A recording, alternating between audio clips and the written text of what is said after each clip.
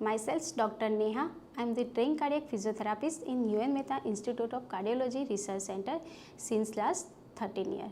Now I am continuing the physiotherapy educations. Today my topic is winter and Bell's palsy exercise.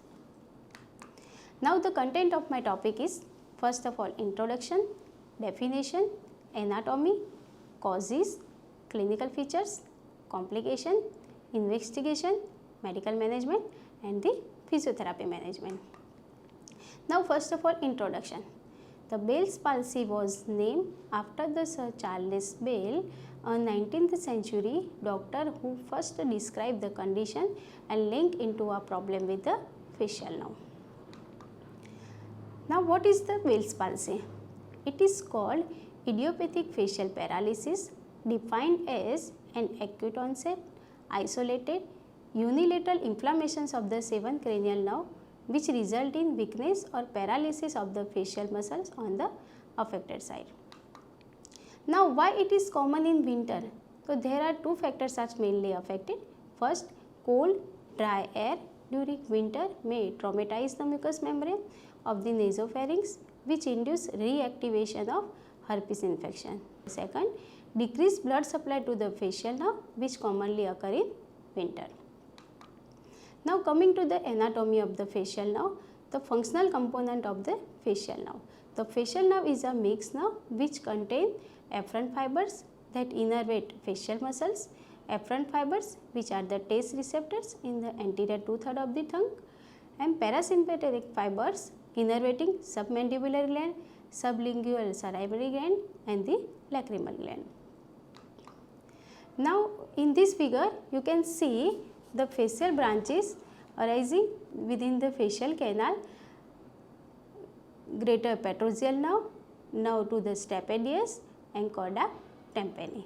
Now exit from the stylomastoid foramen, posterior auricular nerve, digastric and stylohyoid. Now the terminal branches of the facial nerve. Facial nerve which control all the facial movement whenever you are smiling and closing of the face. Actually the single facial nerve which arising behind the ear. The main trunk is divided into the 5 branches. The first is the temporal branch which control the forehead muscles. Second, zygomatic branch which help to close the eyes. Third, brachial branch to move the upper lip to make a smile. Fourth, marginal mandibular branch to move the lower lip to express the frown. And fifth, cervical branch to control the platysma muscles covered with neck and chin. Now in this figure you can easily remember the branches of the facial nerve. Now in this figure you can see the temporal branches which supply to the different part of the different muscles. Now when the patient is having Bell's palsy, then how to identify the lesion is upper motor neuron and the lower motor neuron. In this figure you can see our face is divided into the two parts, upper half part and the lower half part is innervating the 7th nerve nucleus which is located into the lower part of the pons. It has two parts, upper part and the lower part. The upper part has innervating the both side of the cortex and is supplied to the ipsilateral part of the face, and the lower part which has innervating only from the contralateral side of the cortex and is supplied to the lower part of the face. So when there is lesion is here means there is lower motor neuron lesion, the ipsilateral part is affected, and when there is lesion in supranuclear level means the upper motor neuron, so the contralateral lower face is affected. Now the difference between the upper motor neuron and the lower motor neuron. In upper motor neuron, lesion in cerebrum, cerebral peduncles and the upper pons, and in lower motor neuron, lesion in at or below the pons. In UMN, mostly the lower part of the face muscles affected. In LMN, one side face muscles affected. In UMN, emotional movement perceived. In LMN, emotional movement loss. In UNM, there is no muscles contracture. In LMN, marked muscles contracture may occur. Bell's phenomenon in UMN absent and LMN present. Corneal reflex UMN present, LMN absent. Jaw jerk exaggerated in UMN and LMN it's normal. Now coming to the causes of the Bell's palsy, The first, the causes of the LMN palsy. This is the most common in idiopathic, but it likely to be linked to the herpes simplex infections. Now the infections, Ramsay-Hunt syndrome, Lyme disease, mumps, virus, influenza B and the HIV. Tumor which compressing the facial nerve which can lead to facial nerve damage. Then iatrogenic, temporomandibular joint replacement, mastectomy, paroidectomy, surgical removal of the tumor. It is also seen in congenital and also may occur in trauma due to head injury. Now the causes of the upper motor neuron palsy. The first, cerebrovascular accident, then neoplasm, then motor neuron disease. Now coming to the clinical feature, the first, LMN facial palsy. In that, the patient is inability to wrinkle brows, inability to close the eye due to dry eye, drooping of the eyelids, asymmetrical facial muscle tone, loss of nasolabial fold, drooping of the corner of the mouth, asymmetrical smile. The excessive tearing of the eyes and dribbling of the saliva may also occur due to the facial nerve which transmit nerve impulse to the lacrimal and the salivary gland. For this reason, during the paralysis, tearing and the salivations may occur. Now the difficulty with eating due to ipsilateral muscles weakness causing food to be trapped on the affected side of the mouth. Now what is the Bell's phenomenon? So when the patient attempt to close his eyes, his eyeball will move upward and outward. Now UMN facial palsy, in that the deviation of the mouth to the side of spasticity, the deepening of the nasolabial fold to the side of spasticity, increase the tone of muscles in lower quarter of the face, and normal the strength of the orbicularis occur with the upper quadrant of face remaining intact in UMN facial palsy. Now coming to the outcome measurement, when the facial nerve is damaged, then how to assess the severity of the facial palsy? So first, House-Brackmann scale, second, facial disability index, third, Sunnybrook facial grading system, 4, linear measurement index, and 5, lip length and the snout indices 5-point scale. Now I explain House-Brackmann scale. The House-Brackmann facial nerve grading system to evaluate the facial muscles. Each patient was evaluated twice pre and post treatment by this scale. This scale has 6 grades, grade 1 to 6. It is used to evaluate the facial motor function. Grade 4, 5 and 6 are present if the patient is having severe condition. Now, how to perform this scale? So, ask the patient to perform all various movement on the affected side of the face, such as to raise your eyebrow, close your eye normally, close your eye tightly, wrinkle the nose, smiling, whistling, all the movement to do on affected side and then compare to the normal side. According to the movement, the patient was given a score based on House-Brackmann scale. Now coming to the risk factor, age 15 to 16 years, infections of the ear during the 3rd trimester of pregnancy or in the first week after delivery, URTI, diabetes may also occur, hypertension and in obesity. Now moving on complication, irreversible damage to your facial nerve, irregular regrowth of nerve fibers, so involuntary contraction of certain muscles when you trying to move other muscles. Just example, when you smile, the eye on the affected side may close.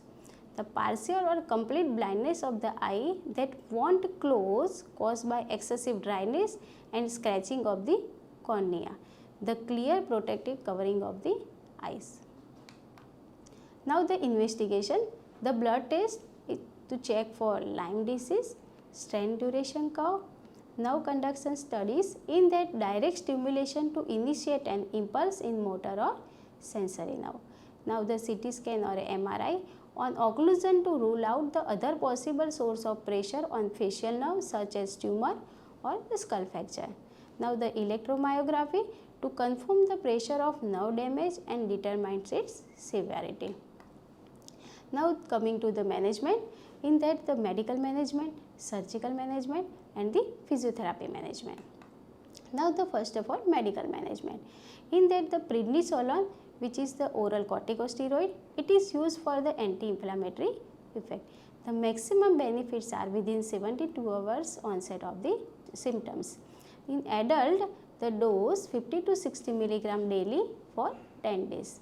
Now the second antiviral drugs, the acyclovir 400 milligram 5 days or 5 times, while acyclovir 1000 milligram per day for 5 days. Now the surgical management. In past, the decompression surgery was used to relieve the pressure on the facial nerve by opening the bony passage that nerve passes through. Now today, decompression surgery is not recommended due to there are more chances of the facial nerve injury and permanent hearing loss. Now the coming to the physiotherapy management, in that the short term goals and the long term goals. First, in short term goals, to educate and counsel the patient. Second, to relieve the pain. Now in long term goals, to re-educate of muscles and nerve conduction, to improve muscle contraction, to improve facial symmetry and to prevent complication. Now first of all, in acute stage, the patient's education and the counseling. The instruct the patient to have cotton in ear, wash eye every second hourly with water, close the eye either with towel or cotton to prevent the lacriminations. Proper moisture the face, gargles every 1 hourly, chew the chewing gum on the affected side of the face. When the patient is having pain, then infrared for 10 minutes at the affected side of the face to relieve the pain. Now for maintaining muscles property and to improve the strength, so first the massage, then second PNF technique, and third functional electrical stimulations. Now the first of massage. To improve the perceptual awareness, then massage may include effleurage, slow finger or thumb kneading, hacking, tapping and stroking. The stroking in upward and outward direction, slow finger and thumb kneading apply over the paralyzed muscles to maintain the muscle elasticity. This technique is applied for 5 minutes daily to improve the local blood circulations and to prevent the contracture. Now the therapeutic heat and cold. The heat to improve the local circulation and cold, eye stimulation has to be performed to a specific muscles group to increase the muscles contraction power.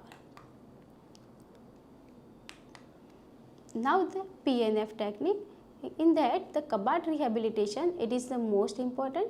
During the Cabot rehabilitation, therapists facilitate the voluntary contractions of the impaired muscles by applying a global stretching, then resistance to the entire muscular section and motivate action by verbal input and manual contact. Now when we are performing the Cabot rehabilitations, we follow the some principle. First, the gross motions are mass opening and closing of eye and mouth. When we are performing Cabot, the 3 regions are considered. First, upper, forehead and eyes. Second, intermediate in nose, and third, lower in mouth. Third, facial motions are exercised in diagonal pattern. 4, face should be treated bilaterally. The stronger side reinforce the motion on the weaker side. Fifth, prior to Cabot, eye stimulation has to be performed to a specific muscles group in order to increase its contractile power. Now I explain re-educate and strengthen the frontalis muscles. Now the action of this muscle is wrinkling. Then how to perform? The therapist stand behind the patient, place his both hand on patient's forehead. So all the fingers are pointed in diagonal direction. Therapist give command to the patient to raise your eyebrows and look like surprise by pushing the finger downward towards the tip of the nose. Therapist finger on weaker side to allow the motion to take place and give assistance if required, pulling the finger upward and laterally. Now the therapist instruct the patient to try and hold the end position being back to the normal position. Now on the same way, according to muscle action, you have to do other muscles rehabilitations like mentalis, orbicularis oculi, corrugator supercilii, nasalis, procerus, orbicularis oris, zygomatic major and levator labii. Now third, functional electrical stimulations with surge Faraday to nerve trunk. It is used the small amount of electricity to activate the muscles in your face which cause your muscles to twitch if electrical impulse from your brain activated them. During the palsy, your face paralyzed which activate the facial muscles. Now in this figure you can see the motor point of the facial nerve. Now to improve the facial symmetry, in that the tapping is important. It helps to retain paralyzed facial muscles by maintaining symmetry and facilitating paralyzed muscles, thereby preventing overactivity of the normal muscles. And it acts as a stabilizing mechanism by promoting desired symmetrical movement pattern that need to be repeatedly reinforced before it will be learned.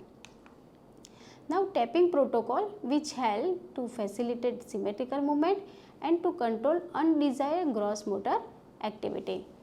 The tapping purpose are preventing symmetry, the preventing overactivity, enhance facilitations and maximizing functional use of affected muscles by incorporating functional activity. Now in this figure you can see the kinesiological tapping on the different part of the different muscles.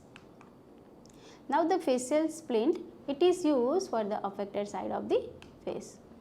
Now for chronic stage, in that the first the functional electrical stimulations with surge Faraday to individual facial muscles, second strengthening of the facial muscles, third PNF technique, 4 mirror biofeedback, 5 motion exercise, 6 PEMF advanced therapy. Now strengthening of the facial muscles. Once the facial muscle reach grade 3, then resistance can be given to the muscle actions to further strengthen them. Now mirror biofeedback. It is the most important for all facial exercise. It should be do in front of the mirror. It is to prevent muscle atrophy and to improve muscle functions. Some exercise we follow: closing eye tightly, expressions of surprise, wrinkling of the nose, pursing of the lips, blowing, smiling, say A-E-I-O-U for facial muscle exercise and compress the cheek against the teeth.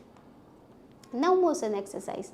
The low impact exercise such as stretching, walking, light yoga can promote the blood circulations to the face and to improve your general health. PEMF advanced therapy means the pulse electromagnetic field therapy. It is the standard physical therapy program which result in better improvement of facial symmetry and decrease the facial nerve degeneration in the patient with chronic Bell's palsy. It is non-invasive, painless and non-pharmacological treatment. Now the biofeedback training teaches to use your thoughts to control your body. You may help gain better control over your facial muscles. Now coming to the prevention of Bell's palsy in winter. The patient should not expose himself to sudden temperature change. Wear warm clothes and cap after get up in the morning. Wash face with warm water only. Cover yourself with warm layering while driving a two-wheeler in winter and avoid the stress. Now the prognosis. The majority of the patients with facial nerve paralysis, about 85%, the beginning to recover within the first 3 weeks after onset, while about 50% of patients recovery begin after 2 to 3 months from onset. Poor recovery is usually determined after the 6 months of onset. The poor recovery notice for the patient is having history of diabetes, hypertension and the obesity. Now in last, home advice. The facial exercise to be done regularly at home with the use of mirror for feedback. Straw can be used for purpose of drinking. Side that feels most comfortable to the patient can be used to eating. Proper mouthwash is advised after each meal. Blink the eye several times during the day by manual losing it. Wearing transparent glasses or goggles for protection of dust. Use cotton or earbuds during traveling. And last, at night time, use soft surgical eye patch tab to ensure eye remain closed during sleep. Thank you.